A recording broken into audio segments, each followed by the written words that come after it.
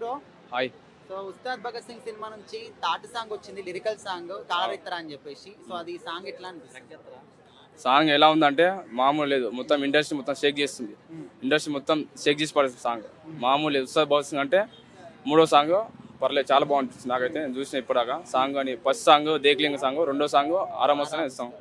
తర్వాత ఇంకోటి మూడో సాంగ్ కూడా ఇది ఏం సాంగ్ ఇది నా సాంగ్ మాత్రం మామూలుగా బాగుంది.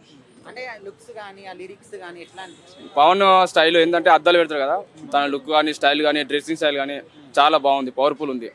అంటే మ్యూజిక్ ఏమైనా కొత్తగా అనిపించిందా లేకపోతే రొటీన్ గా అనిపించిందా? మ్యూజిక్ అంటే ఫస్ట్ సాంగ్ కన్నా సెకండ్ సాంగ్ కన్నా మూడో దానికి మ్యూజిక్ కొంచెం డిఫరెంట్ ఉంది. ఓకే.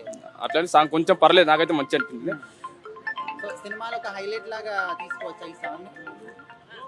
తీసుకోవచ్చు పక్క, సినిమాలో డౌట్ ఏం లేదు. సాంగ్ మాత్రం చాలా బాగుంది. దీనికి మన పవన్ కళ్యాణ్ సినిమాకి ఇంకోటి దురంధర్ పార్ట్ 2 సినిమా వస్తుంది.